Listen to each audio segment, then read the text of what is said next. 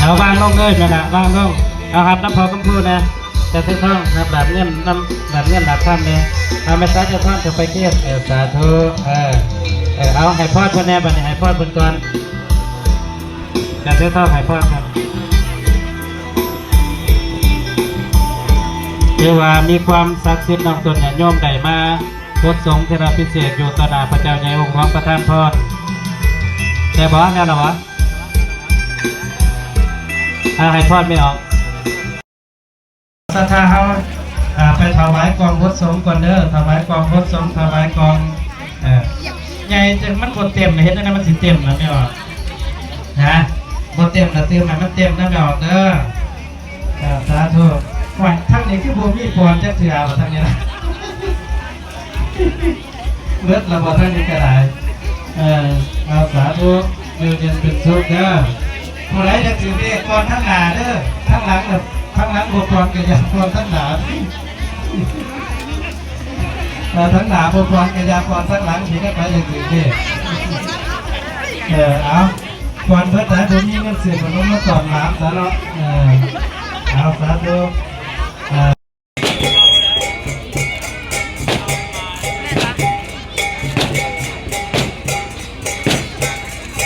น้ำต้นกระพึ่งลงร่มได้แต่มาเด้อต้องไปพูดแล้วเราลงร่มก่อนที่วางต้นกระพึ่งพรจะสามรอบกันเนาะเข้ากันเลยทำไปเดินบอกแทนพนักเอวครับทำบางบุญนี่ก็ต้องมีม้วนแบบนี้ถ้าทำมาปฏิบัติธรรมจะค่อยเศร้านั่งอยู่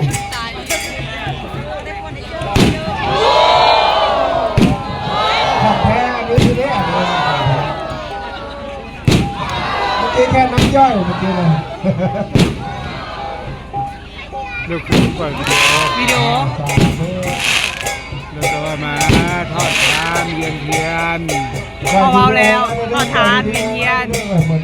ตาน้อยมีสุขภาพขอให้ข้าน้อยมีสุขภาพแข็งแรงอายุมั่นขวัญยืน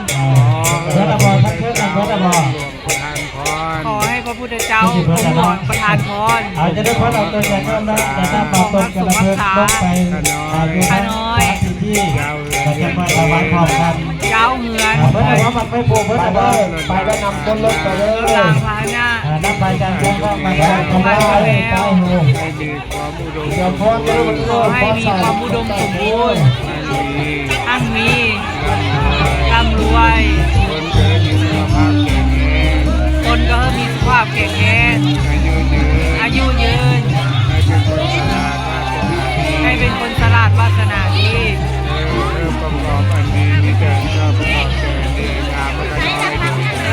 ขอให้มีแต่อันดีประกอบมีแต่อันชอบประกอบแก่เดียนงามให้ข้าน้อยโดยเธอและครอบครัวของข้าน้อยโดยเธอสาธุสาธุสาธุข้าขอเพียงเท่านั้นแก่นั่งคนในเรื่องแก่มาหอดแล้วทองจันทรีทองจันทรีพอที่จงปูนพอเป็นที่เสือมาไหนพระเจ้าจงปูนเอาเพื่อที่เอากันต้นกันต่อท่านมาแต่ละบ้านพากันนั่งพักผ่อนกันด้วยมาแปดโมงจะคอยแห่พอเพียงนี้หนากันเวลาแปดโมงจะคอยแห่เป็นกำลังกันดูตลาดพระเจ้าใจมุ่งหวังจะคอยถวายบาทเดียวขออภัยน้ำได้หลายเนาะตอนนี้ท่านอาจารย์เสียงทองท่านต่างๆบางทางนั้นบางทีบางด้วยนะครับกำลังกำลังเงินกำลังถึงมาขอช่วยสถานที่ให้เป็นตัวผู้มาบอดก็จะได้มาเรื่อยๆไปมันติดมันทานมันสร้างมันสาที่จะถึงได้ตัวบทจริงที่อยู่ในที่ได้ใครมาแล้วถึงเนื้อหาในย่อมและบทจริงบททางของเอาจ้าเอาอย่างนั้นที่เราเป็นโยมเอาดีเอาจนเกี่ยวรุ่งมากินมาทานบอกว่าเป็นต่อจากนั้นทำบุญเราจะได้การเป็นต่อจากนั้นจะทำให้ยินพระบุญให้เอาทุกทีมีแห้งให้ของให้เห็นให้โลกให้ไทย ยอดบุญเอาสร้างเด้อเนาะได้เจอโชคเจอทีได้ฝากทุกแขนหรือว่าจะให้ครูบาอาจารย์เตะให้ก็ได้เนาะให้นักเรียนเรียนเตะอ่านให้ตัวเรียนเข้าใจก็ให้นักครูบาอาจารย์เตะให้ก็ได้เนาะนักเรียนนักเรียนเตะอ่านเองก็ได้เนาะนักเรียนนักเรียนเอาโชคเจอทีคุณนายจะได้คุณนายจะได้ดีเป็นผู้ดีกับแก่นายเลยเนาะเลยเราเป็นนักเรียนครูสาวลูกหลานมาผูกแขนให้อยู่ดีมีแห้งให้พ่อให้เป็นให้โลกให้ไทยให้ธรรมะทุกข์สุขโศกธรรมะทุกข์ให้ธรรมะทุกข์ธรรมะเดียดให้ธรรมะทุกข์ให้ธรรมะทุกข์ให้ธรรมะทุกข์มาวันธรรมะทุกข์ไปยืนขอตัวลงไปขอให้ไหลลงน้ำเรื่อยมาได้ดีมีแห้ง เมื่อยเมื่อยกันละว่าคือว่าเมื่อยอะไรกันละคือว่าหายมาเพื่อคนสองคนที่หายมาเพื่อคนสองคนเมื่อยยังละว่า อยากไม่ว่าเป็นเจ้าภาพสมุดาประธานเก็บเป็นตู้เก็บเสียงเดินหอดมาเดินเร็วยกมือเตะเต่าเข้ามือเตะหัวจับมือมาทางพ่อ